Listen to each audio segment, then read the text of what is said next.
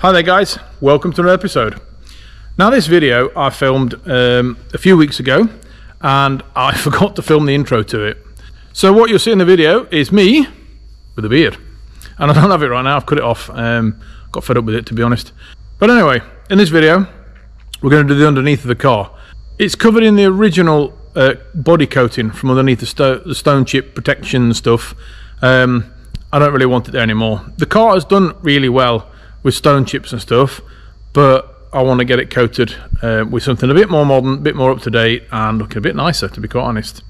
So let's crack on with the video. Now the stuff I'm going to be using is this T-Rex 2K bed liner. So it's a part A and there's a part B which is the hardener in it. Now the reason I've chosen this over anything else was basically because it's come from a local company, Bilferdig.se. So that was a good, for me that's good. I don't need to order it over the internet or anything like that. I could just go to the company and buy it. But the other reason is it could be colour coded. So it's colour coded at 2001, which when I looked on the internet should be a very similar colour to this. It does look incredibly orange right now, so it will be interesting to see what happens when it's applied, and then it'll be interesting to see what it's like when it's dried. Now according to this you can apply it in two ways. One of them is with an ordinary body gun, which leaves that kind of a rippled effect. Don't really want that, to be honest. So the other way to apply this is with an ordinary paint gun, like you would to spray the rest of the car, but it needs to have a really thick nozzle on it. So it's got a 2mm nozzle. So I've been on Amazon and I bought a 2mm paint gun, so I'll be able to mix the paint and I'll spray it on there, and that will make it go smooth-ish. Right, so I've got this set up now for painting the undercoat. Going in somewhere. So I'm going to be painting the underneath of here. The rear wheel arches I can do as well, or the boot, or underneath of the floor.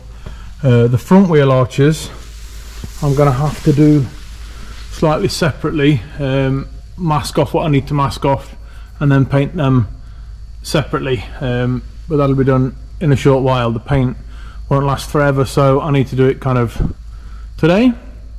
So right now we're just going to go and spray the underside of there. Right, so I was worried that it would match this colour. It looked a bit too orange, but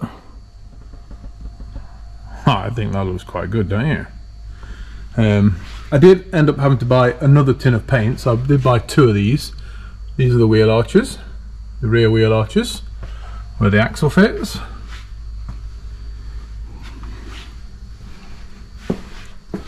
The other rear wheel arch. Now it does look very orange under here. That's because it's very orange under here, but it's not actually a bad colour match, to be honest. I'm quite impressed with it. So now everything is body sealed under here, and it's quite a nice colour actually. It really does make the bottom side of this car look nice and clean again. Both the front wheel arches are done.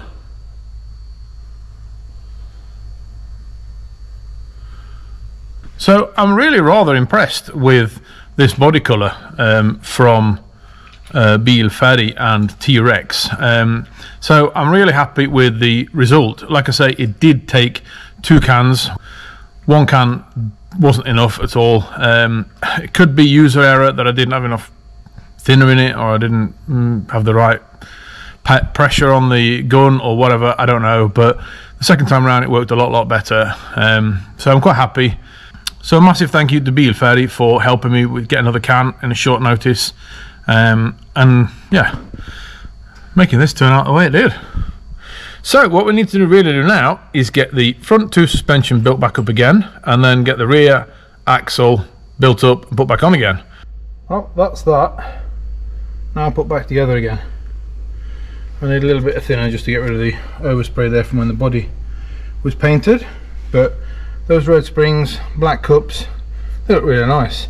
I know that people are going to say that that should have been painted as well, but that is underneath the body. The only thing that really seems, that you can see from the engine bay, is this black cup. You can't even really see this piece, but I may as well while I've got it loose. So I think that shock absorber looks pretty good. All I need now is the lowering springs, then I'll take these out again, but hopefully they'll be red. If not, they will be red when I'm done with them. So I've got the other side to build up now, and then I can start putting suspension legs back on the car. Right, she's got 4 wheels again. I didn't bother filming me putting it all back together again because it's basically just the opposite of me taking it apart. But we will show you now. Look, those springs do look really, really nice in there. The axle looks all nice and painted. Like I said, panhard rod, I'm not too worried about. It's just been done with a paintbrush. I haven't blasted it, I haven't done anything to it, but I'm going to change it eventually. So I just wanted to make it look a bit neater. Yeah, what else? I haven't put the hoses back in yet because I need to get brake lines made up again, so they'll be going back in later. Oh, the tank, I've got the tank there. It's done in like a silver, well, it's not a silver, it's a matte grey colour. I really want it silver, so possibly at some point I'll take that back down again. I'll get some silver and I'll probably spray paint it rather than hammerite it because I don't really like the way that grey turned out, but it's alright, it's coated and it's clean and all the rest of it. Now, to get the new tank in place, I had to cut that bracket off because, as you can see, the tank now touches this tank. The old tank was kind of closer here, and then it came out again there to allow for this bracket to fit in. I tried chopping bits of the bracket off, but in the end I didn't have any room for it. And basically all it did was held that little piece of plastic grommet there for the handbrake cable. But the problem is now that the handbrake cable now touches the tank, so I need to get a piece of rubber, I think is all I'm going to do. Put a piece of rubber, glue it to the side of the tank there, and just to stop it from touching. Front suspension is all in place, it's all looking nice and neat and tidy. Quite happy with that. Quite like them red springs up there, so that's going to look nice when it's got its lowered springs on there.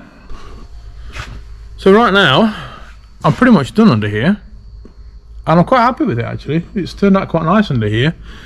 I've got a few things left to do now. One of them is the gear stick. I don't have a gear stick at the moment. Well, I do have a gear stick, but I don't have it fitted at the moment, so that I need to get sorted very shortly. Right, so that's got all of the rear suspension back together again and the front suspension back together again, and the underside now nicely orange. I'm quite happy with it actually, so I'm quite pleased with that. Next video is probably going to be sorting the fuel out so I can get the engine running again. We know now that the electrics work, and I just need to get the fuel to the engine, so that's probably going to be the next job, and that'll probably be the next video. So don't miss that video, press that subscribe button, press the bell. I'll see you in the next video. Thanks for watching. Bye bye.